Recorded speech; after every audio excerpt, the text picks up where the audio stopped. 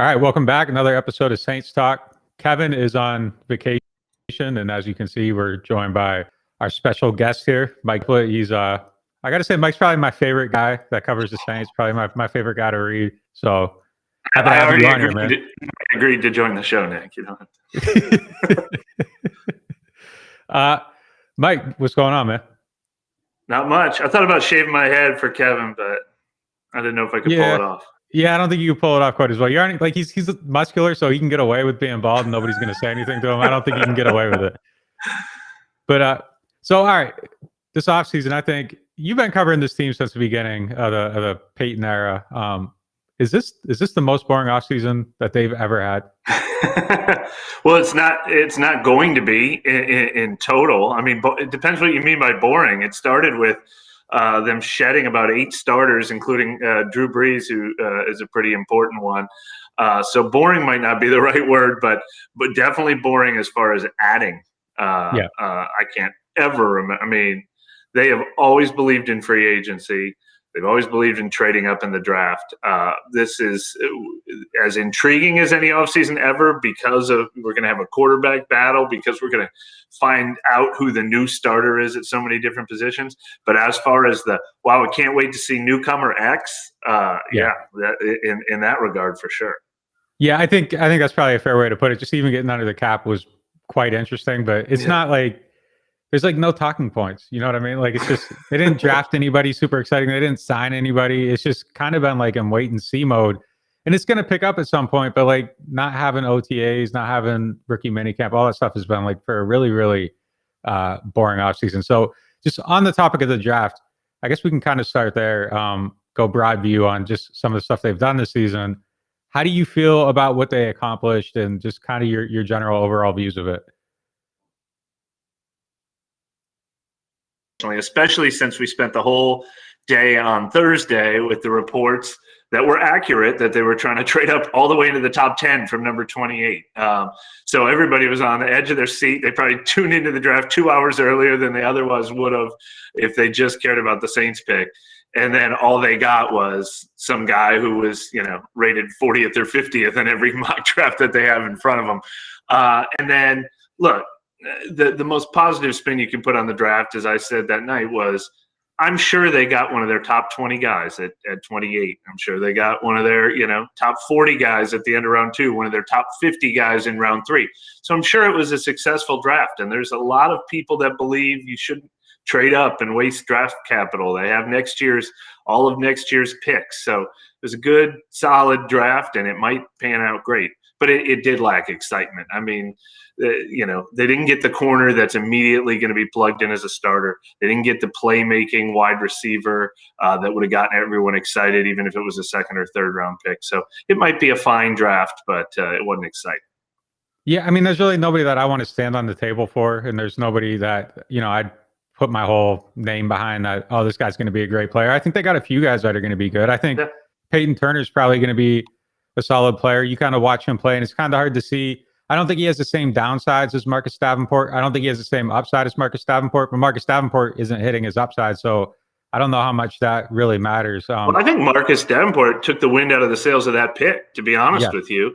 I have a story running on Wednesday about the Saints' history of coveting these big, long defensive ends. And you could add Davenport, Cam Jordan, Akeem Hicks to that list. The guy they just signed from the Chiefs. These guys are all among the longest wingspan, longest arm length, height, everything like that. But and everybody be like, cool, I trust the Saints. But they don't because of Davenport. It was one of their few draft misses, and I think the jury's still out. I think Davenport could still have his Trey Hendricks season this season. But I think everybody's skeptical that the Saints don't know what they're doing at defensive end just because Davenport hasn't panned out yet. Yeah, and I think the thing is, too, with some of their picks is that their prototype for that position doesn't necessarily fit what everybody likes visually. And it's these bendy guys that kind of, snap around the edge, like the Junior Gillette type players. And that's really not their type of player that they like. And they even had Trey Hendrickson gain some weight last year so he could be a power rusher and kind of be more of a bull rusher. And I think in today's NFL, when you aren't letting guys get out of the pocket and when you are rushing upfield, those big bendy guys, that's going to allow Patrick Mahomes to get out and extend the play. And if you're kind of concealing him a little bit, it's not going to create those same advantages for the offense. So, Yeah, I mean, I think that's a really good point. That's going to be a really good story because they don't like the guys that we look at all these guys and we're like, Yeah. oh, he bends so well, and they're very exciting to watch. Like the kind of workman like pass rusher that's just going to bully his guy isn't going to have the same visual appeal. But if you ever if you ever see the word tweener or 3-4 outside linebacker, or basically anyone 255 pounds or smaller, cross them off your Saints draft list. The one guy they did draft was Hauli Kakaha, and they never knew what to do with him. He was playing a different position every year until they finally cut bait on him. And the other thing that I don't know if people give enough credit for is they've got the #1 run defense in the NFL over the last 4 years. When you add the 4 years together, Tampa Bay has taken over the mantle over the last 2 years. But #1 run defense over the last 4 years, in large part because they believe in size in the front seven. Well, on that point right there, how do you feel about their run defense losing Malcolm Brown, not necessarily having an obvious replacement? I think it's kind of maybe one of the more undercovered needs on this team. Yeah, I mean, look, we can individually say Malcolm Brown is replaceable, Sheldon Rankins is replaceable, Alex Anzalone is replaceable, Quan Alexander is replaceable, and I think it's true individually of each guy, and Trey Hendrickson, obviously. But that's 5 guys who played a ton of snaps in the front seven, and the only definite. I mean, the draft is the only area where they've actually really replaced those guys so far. So we think it can be done, but they're gonna have to show it because they're gonna be doing it with a lot of new people. Yeah, my kind of hot take on the run defense, I think losing Quan Alexander is going to make them a better run defending team. He gave up a lot of big plays, kind of overshooting gaps. The 2 big runs in Philadelphia, I think he was solely responsible for. In the pass defense, I think losing him is going to hurt his range. Obviously, we all talked about it. It's undeniable. He just kind of transformed them in a way that, Alex Anzalone wasn't giving them those plays. A lot of times in those pass plays, you'd see Anzalone trailing behind, but he wasn't really competitive. Quan changed that. I don't know if Pete Werner's going to be. Well, no, I do know that Pete Werner's not going to be as explosive as Quan, but I do think that he's going to be more sound in run defense. So I think you improve there a little bit. Maybe that offsets a little bit of the loss of Brown, just the overall talent of the front seven. But I do think they need to find that guy. The one thing that I think helps them, or at least they have a track record of this, is finding those type of players, whether it's Taylor Stallworth, Tyler Davison. They aren't all expensive guys. So maybe there's an answer already on the team. I thought Jalen Dalton was good last year in camp before he got hurt. It's possible he's an answer, but I do think that is quietly a spot where they need to get better, but it's a little bit of an undercover need, and it's not a high value need either. If you got to choose to be good at pass defense or good at run defense, you're always going to want to be good at pass defense, but it is something that I think that has been a strength of theirs that very easily could take a step back. Is there anywhere else on the defense? Well, we can go right to cornerback, but besides that, is there anywhere that you have major concerns about? Well, look, I mean, I don't have major concerns about the defense, but I have concerns about the defense. I do at the #2 cornerback spot, which we'll talk about, I'm sure. But I have concerns in general that possibly the defense has been overachieving or achieving what they, should have over the last few years when it's really been a strength of this team. I mean, there's a reason why they're 8-1 with Teddy Bridgewater and Taysom Hill at quarterback. It's because all of a sudden they have a defense and they have a run game.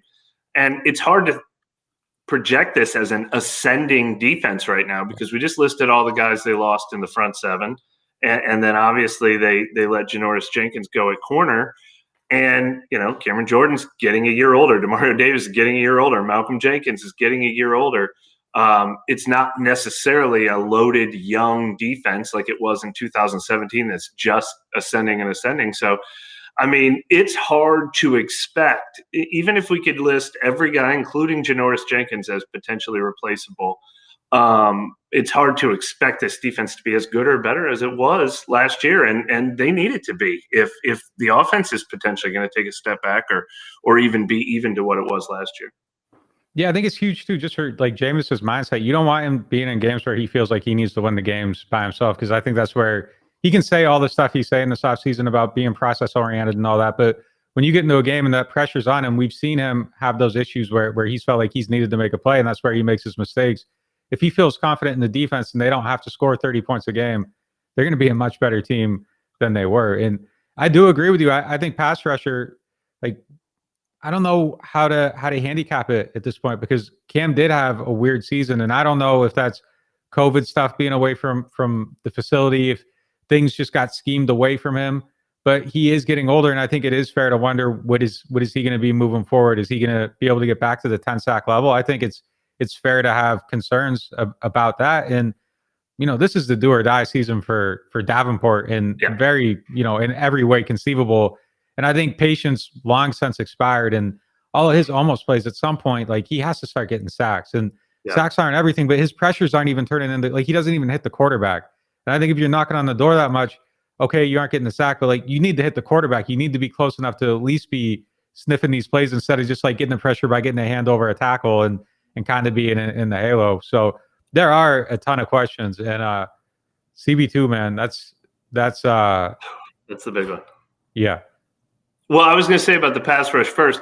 Look, I think we agree that Trey Hendrickson played out of his mind, overachieved last year, but that's 13 and a half sacks that I think Marcus Davenport could be better than Trey Hendrickson this season, but I don't think either one of them gets 13 and a half sacks this season for either team that they're on. So you're going to take a step back in the pass rush compared to at least the production that you had last year. But yeah, cornerback 2 is the big one. And frankly, we don't know if Marshawn Lattimore is going to miss games because of a potential suspension, but they are absolutely counting on Marshawn Lattimore to play at, Pro Bowl, potential All-Pro level to start with. And then, now you want your second cornerback. Look, I was fine with the level in general of Eli Apple and Janoris Jenkins over the last couple of years. You don't need that person to be a Pro Bowler. But it's just such a huge question mark right now. I think we both assume they'll probably bring in a veteran after June 1st. I don't know if it'll be Richard Sherman or if it'll be somebody that is a lot more, Sterling Moore, our favorite BW Webb type, solid. I don't know if Patrick Robinson is going to be the guy who can lock that down full time. But that's a huge question mark at one of the most important positions on the field. I think if Marshawn doesn't show up playing at that level this year, like, it's gone forever. Like, this is the year where he needs to be absolutely motivated. If he comes out and plays like he wants to be a $20 million cornerback, they'll be fine with, I think, whoever opposite him. Just, I think the overall level of that position will be okay. But if you have these variances in his play, and then you have the guy next to him not playing well, I think you're in significant trouble. And he has to, like, you got this off-field thing. You have the variances in the play going on for, since the rookie season. If it's not there, it's not there. And that's who he's going to be. He'll be a guy that shows up every now and then and never, gets back to that level. But for him and for this team, like, that has to be there. And if it's not, look, I think P-Rob will be fine in some games, but I don't think you can count on P-Rob to play a whole entire season. Paulson Adebo does some things well. I think he's pretty far off. I'm actually kind of shocked that they let it get to where it is without that other answer. But I don't know if that's illustrative of something that they saw in Janoris Jenkins that maybe we all didn't quite see the same way, because to create that hole without an answer, like, I don't know if you caught him and you feel like he's the answer, and then you're willing to give up 2 first-round picks to get a cornerback. They must have felt like he wasn't worth it. He was on the back nine, and I just feel like the team evaluation was maybe a little bit different than ours. Well, I will say that for sure, Nick. I totally agree. Every salary cap cut they've ever made was not because Kai Harley and Mickey Loomis looked at the books and thought, I don't know how to fit this guy. They can fit. And again, they chose to cut Janoris Jenkins because they didn't want to pay him $11.2 million. They did not think he was an $11 million cornerback anymore. But what I thought they would probably do in the next breath was, especially this year, I think cornerback is almost the best value out there because the entire NFL is in a salary cap squeeze. I mean, you look at the names that were still available heading into the draft that included Richard Sherman and Casey Hayward and a couple other guys who have now signed. They'll probably be able to get a decent guy for close to the veteran minimum and get better value at that position. But they better have something lined up, kind of like they did with Jameis Winston last year heading into June 1st, and have a plan in place, because if they don't add to that position mix, then, question mark isn't strong enough to describe what we're looking at that position. Yeah, and that's the thing. They get the players they want. And if Janoris Jenkins was the answer, they could have just reworked his contract. And it was tight to the cap, but you just agree to a bad deal with Ryan Ramczyk or Marcus Williams or something just to create the room, because you have to create the room. Sort of like they were going to do when they wanted Josh Norman. They were going to do something with Breeze's contract that I'm sure was extremely not team friendly, but they felt they needed the money, so they were going to find it. And they were about, even knowing that the cap was going down because of the pandemic, they were trying to sign Clowney for $11 million last year. Right. They don't let the cap stop them from having the players they want. That doesn't make me feel any better at all about that position, though. Like, if they don't get someone else, I made a way too optimistic record prediction. I think 11 wins is kind of where I would set the over under. But if they go into the season with what they have, I kind of feel like they're going to find something else. You go into the season with what they have, I think I at least shed one win. I think 11 goes to 10 if Patrick Robinson's your cornerback too. Yeah, it's so funny when we talk about record predictions. I think me and you, we've talked about this. I think we're on the same page in that we start by saying, this is like sacrilege to say this about Drew Brees, but I don't think the offense is going to be worse than it was last year.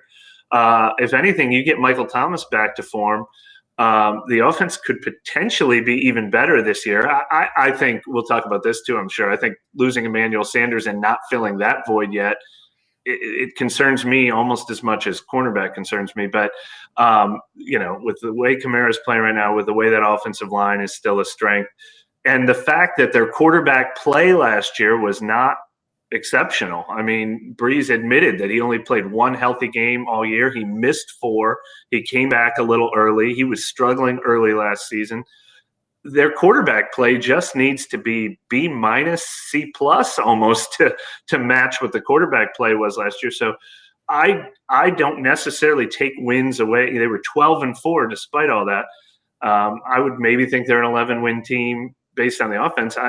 It's the holes that they now have all over their defense as well that when you add it all together makes it hard to be really bullish on their record. But I still predicted them to make the playoffs as well, because here's the thing. We can put a magnifying glass on all these players they've lost, but when all these people, including ESPN, come out with the top 100 players in the NFL lists that we do every year in August, there's probably going to be 6 or 7 Saints still that are top 100 players. They lost a lot of second-tier guys. They still have as elite, top 100 level talent as any team does in this league. The funny thing is, Brees gives you this sense of security about the team, and it kind of makes you feel like everything's going to be fine. And if he had decided to come back, I don't know if I would have predicted. I probably would have predicted more wins with him, even after seeing the season we just had. And I kind of feel like I'm with you, and he said it himself. So it's not even bashing the guy. He just wasn't himself last year. He wasn't good. I think the whole season was extremely frustrating to watch. He had some good moments interspersed throughout the year, so it wasn't like it was terrible or bottom of the barrel. But for him, it was a significant drop off. And I think it's fair to say that in some games he held the offense back just last year. I'm not sure if I agree with everybody that says he took him out of the running since 2017 and it's his fault. No, he now kept that him I'll in stand on the table for. Yeah. 2017 through 2019, Drew Brees, I will stand on the table for. I actually think, and we're going off on a tangent here, but I think that should be appreciated as much as anything he did in his career, because so many people said he can't throw the ball 30 yards anymore. Well, then it's amazing what he accomplished. Right. We've always joked he's the kind of guy you could tie his right arm behind his back and he'd probably win games with his left arm. Well, that's sort of what he did late in his career. Once he didn't have the arm strength anymore, he had the 3 highest completion percentages in NFL history those 3 years, the 3 highest passer ratings of his career, the 3 lowest turnover rates of his career. He reinvented himself and said, well, I have to win in other ways, and did, which is sort of the story of his entire career. It was only 2020 where I thought there was a significant step back. And obviously 17 through 19, you could talk about the playoff performances. That's fair game, where he wasn't at his usual rate. But you're right. And the other thing about quarterback, though, is he did still help them win some games. I thought he had a great stretch in the middle of last season with the 2-minute drives before halftime, which has always been his specialty and Sean Payton's specialty. So he was until that playoff game where it was stunning to watch the turnovers pile up in the playoff loss, he wasn't losing games for them, that's for sure. And I think the one unknown with Jameis Winston or Taysom Hill at quarterback is, what if the quarterback starts losing games for this team? Because we haven't seen that in 15 years. I don't necessarily think either one of those guys will, but Taysom Hill with the fumbling issues or Jameis Winston with the interception issues, we have not seen this team in a long time where they have to overcome the quarterback play. Yeah, I think they definitely could, though. I think those guys have the ability to lose. Jameis fumbled the ball 15 times a year, too, along with the interceptions. So, even if he isn't throwing 30 picks, he could still get to 30 turnovers pretty easily if he just stays true to form. I think that will change. I think Sean's probably going to tailor things a little bit better to him. They changed offensive coordinators almost every year in Tampa Bay. He never really had the tutelage. So I think the system will benefit him, but I think there's definitely going to be games where they're going to have to overcome the quarterback play. I mean, I think last year we probably saw it sometimes too. The defense had to keep them in games where they were going 3 and out, drive stalled. The ineffectiveness of the offense was like staggering at times last year. So unfamiliar, Yeah, I've never been frustrated watching the Saints. I was almost frustrated watching the Saints every week, just in the sense that it just felt so like grindy and it used to just like flow so easily. Even when Drew had the offense condensed and was hitting the short passes, like it flowed easily. But I agree with you. I think overall they're going to be a better team on that side of the ball. I know we have maybe differing points of view on wide receiver and the level of need, but I do think getting Mike back is, a huge thing from last season. I think Alvin's going to be able to open up a little bit more. I don't think he has to stay 3 yards away from the quarterback for a check down anymore, and you're going to be able to use him more as a diversified weapon. I think I'm going to regret this probably, but I think Cesar Ruiz will be better in his second season. I don't think. How could you possibly regret saying that? He's everybody believed he was a first round talent, and he had a fairly mediocre, inconsistent, or kind words to describe his first season. Yeah, it was worse. It was worse than your mediocre. Statement is the safest bet of any statement we've made. Well, he could stay the same. He will be better. He could stay the same. So I mean. But I think he'll be a serviceable player. And look, I think this year, if he's not, I don't think that they're going to try, okay, let's see if we can get him up for next week and start someone else and kind of rotate him in and out. I think if he doesn't play well, they'll just move on. So I think that position as a whole should get better than it was a year ago, even if that means taking him off the field, which I don't think will be the case. I do think tight end is quietly an area of concern on the team, too. I like a lot of the things Adam Troutman did, but it was less than 200 yards. Nick Van Et's never really been a pass catcher. So somebody needs to really step up and run away with that. I think Troutman has the ability to, but until we see it, it's definitely a huge question mark.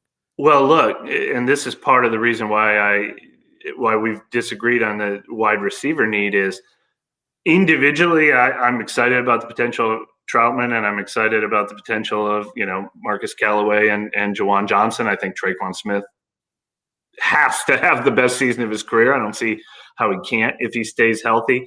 And those parts are all fine and should be part of a rotation. But that's it.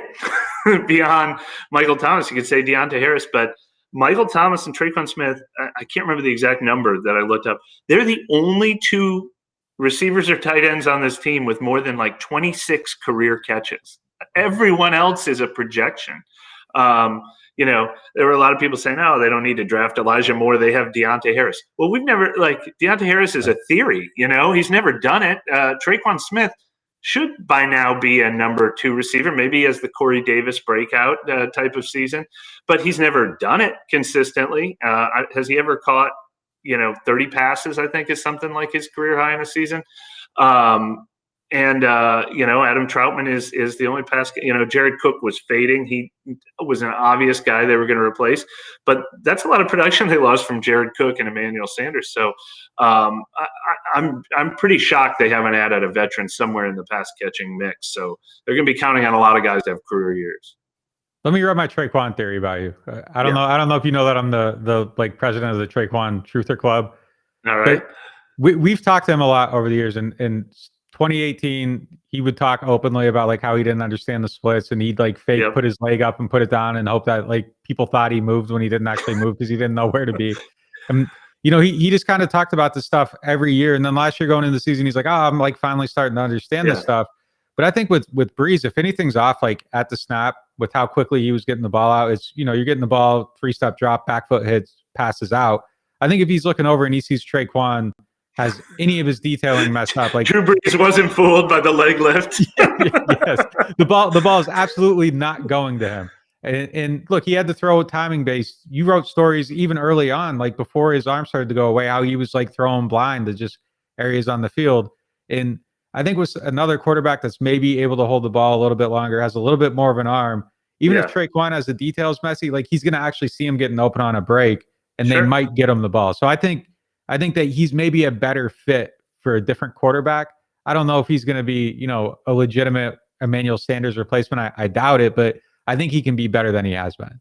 No, I also think Traquan Smith is going to have the best season of his career, and especially if he's the number 2 receiver, the opportunities are going to be through the roof. We'll have like fantasy sleeper recommendations on him just based on opportunity.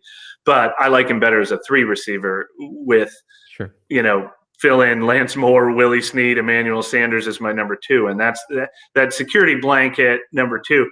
I was surprised they didn't go back after Adam Humphries, who they apparently had comfort with a couple years ago, because he was a great security blanket for Jameis Winston.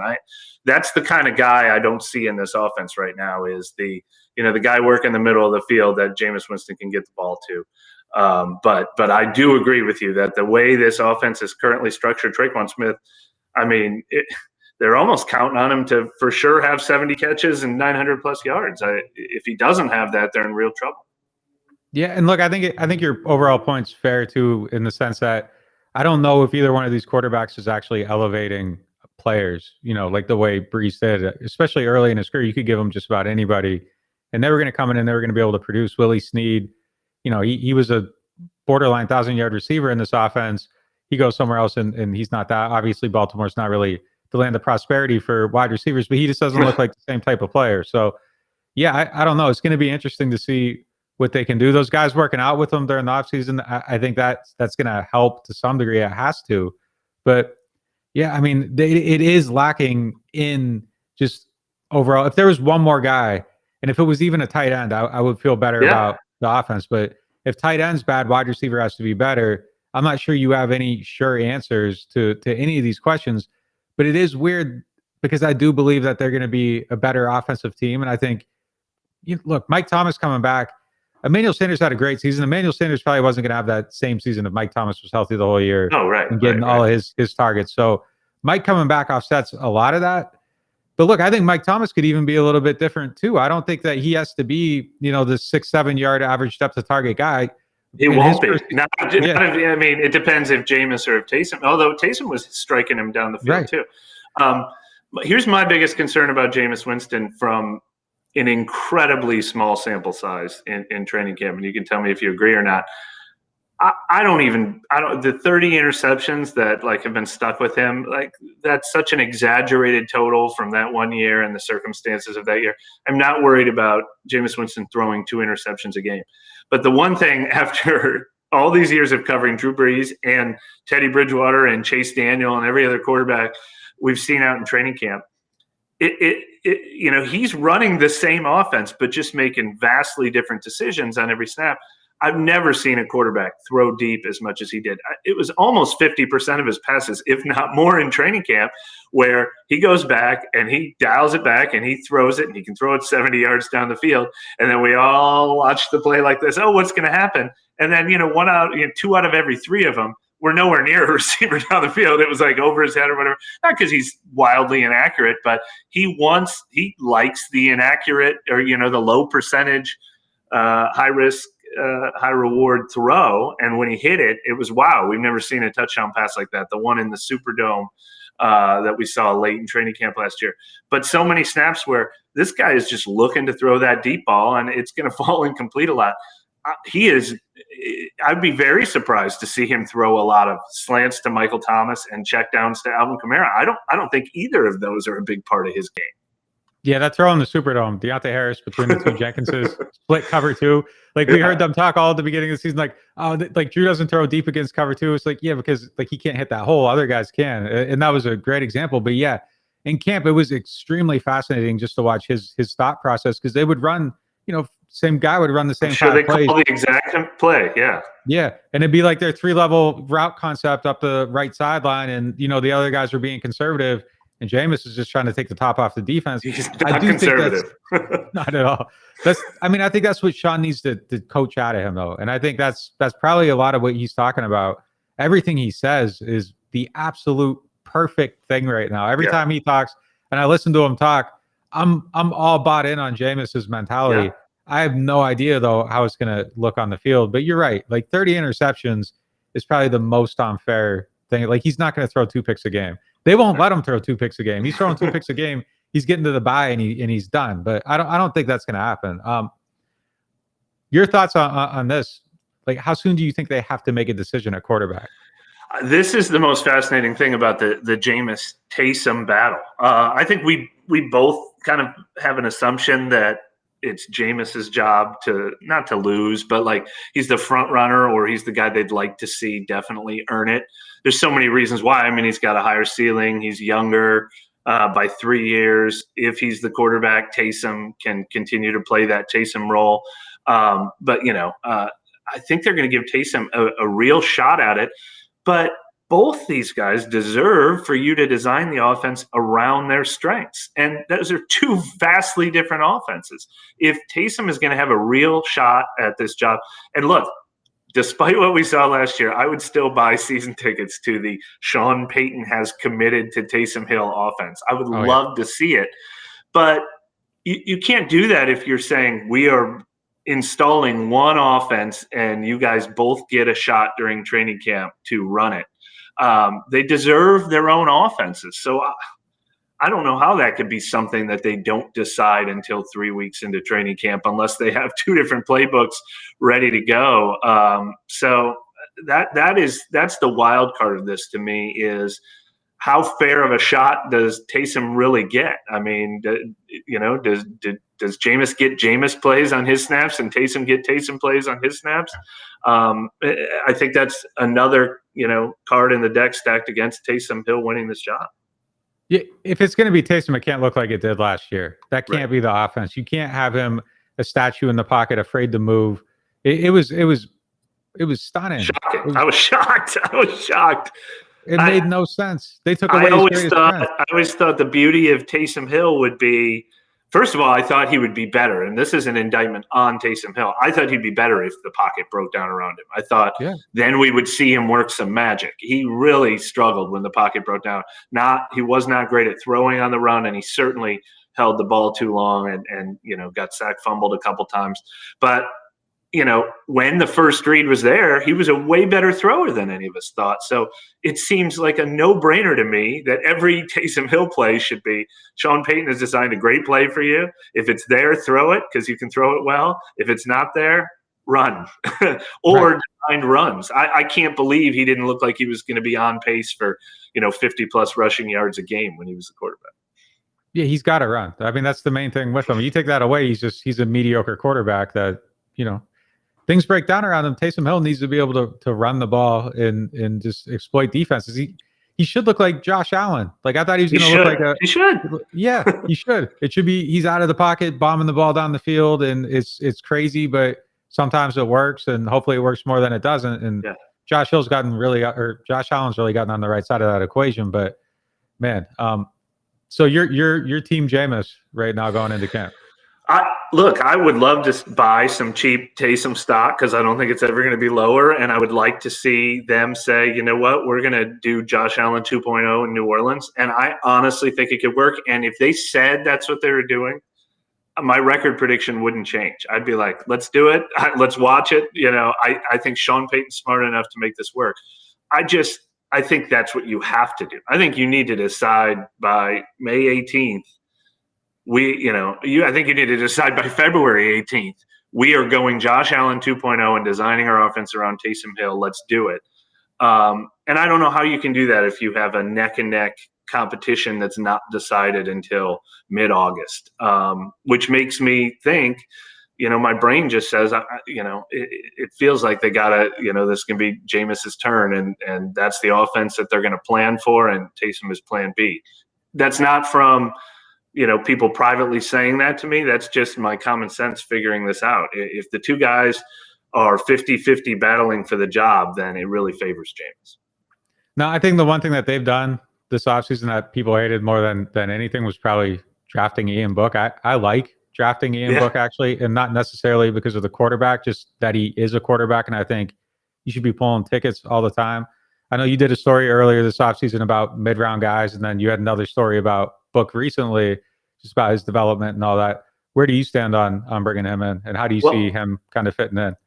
I like him in the 4th round. I mean, another reason I don't think people liked him is I think people would have maybe been okay with him in the 6th round, and it was another one that was earlier than a lot of people thought he would go. But first of all, he seems like he's living the Taysom Hill life in Notre Dame, where they're hard to please too. If you're not the best quarterback, winning the Heisman Trophy, if you're not Trevor Lawrence, they're disappointed in Notre Dame. But man, I had fun watching his tape, and he's the exact opposite of Taysom in that when a play broke down, the light switch turned on for him. His 10 highlights are 10 plays where he's, operating out of a broken pocket.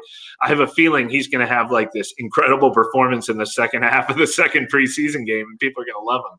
But unfortunately, like you said, I did that big breakdown of every quarterback who was drafted outside of the top 50 in the last 15 years. And you take Russell Wilson's name out of there, and you take Dak Prescott's name out of there, and then Garoppolo and Cousins are next, and there aren't a lot of big names in there.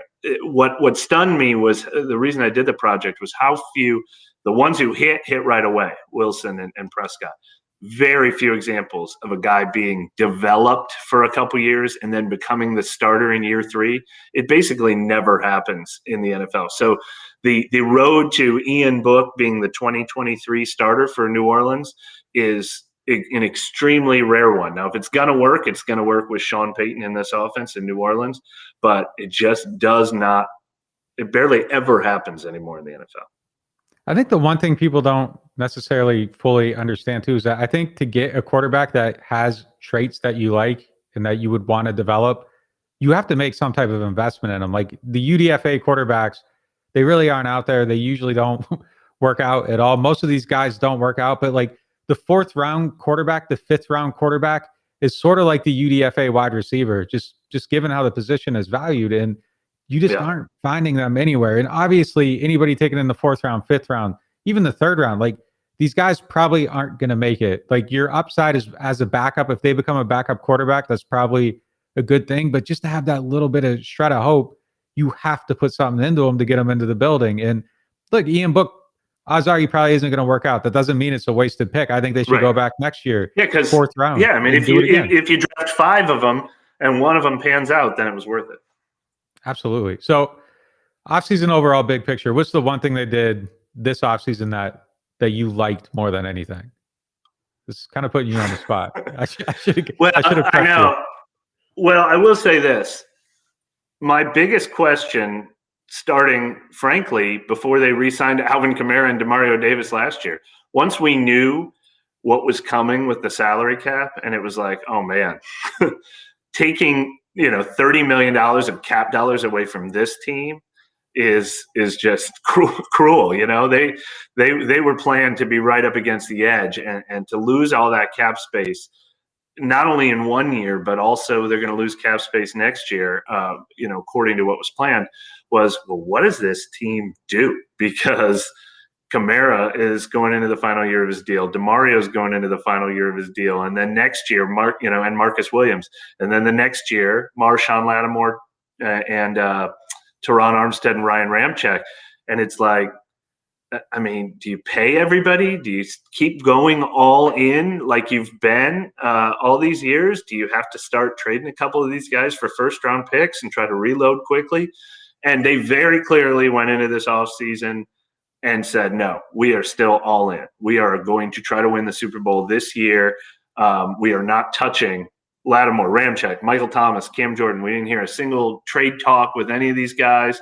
They did not, save some of that cap room that they needed to save by trying to trade one of those guys or skip the extension. They franchise tagged Marcus Williams, and they took all of their cap cuts out of, like we said, the second and third tier. But they said, nope, we are keeping this core together. We know how rare it is to have 10 all-pro caliber players, and that's what we're building around. They're not rebuilding at quarterback. They're going with a veteran, whether it's Jameis or Taysom Hill. They're not trading up in round one and saying we're going with a rookie quarterback. So I don't know if I would say I like it the best, but it's a plan that lets you know this is a team that has decided we are going to try to win the NFC South for the 5th straight year this year. And I think they actually could do it if Tampa Bay doesn't even take a step back. I mean, if Tampa Bay is what they are in the regular season instead of what they were in the playoffs. So I think that defined their offseason when I thought they were going to be in a real limbo as to whether or not to think long-term or think short-term. Yeah, and the fact that they got through all that without extending any of those guys and allowing them to force them into a position of weakness and getting stuck into some really bad deals, I think is probably the best thing about that whole process. I am still a little bit surprised that none of those have gotten done yet. I thought at least one domino would fall, and I think one kind of needs to the rookies don't cost that much, but if you want to sign a Richard Sherman or a Steve Nelson or whoever, you need to find that money from somewhere, and I don't know if there's anywhere else they can go to create that cash. Yeah, I mean, poor Patrick Robinson. He was the one guy we all put in they're going to cut Patrick Robinson. They didn't. There's maybe a little money there. The other guy we mentioned with a little money is Latavius Murray, but I think they've committed to him, and they didn't draft a running back that would replace him. So you're right. I think an extension needs to get done. Unfortunately, we've been doing this for a long time. The Saints can need that money all they want to. Michael Thomas got done after he missed 6 days of training camp or 4 days of training camp. Alvin Kamara got done after he was sick for a couple of days of training camp practices. Extensions don't get done until August and September for deadlines make deals, right? Good thing Alvin's sickness didn't linger too long. He's still there for those COVID tests. So he was reporting. He was reporting. The Saints need to sign long-term contract extensions with all these players just because then they have their career years right after what we saw with Thomas 2 years ago and Kamara this year. So in the opposite of that question, what's the one thing that you just kind of hate about how things have gone so far for them? Well, we talk about how they make cap decisions based on the player value and people aren't actually salary cap casualties. But this year I do wonder if Emmanuel Sanders and Janoris Jenkins and, potentially even Thomas Morstead and Josh Hill would be here if money was no object, and Malcolm Brown possibly too.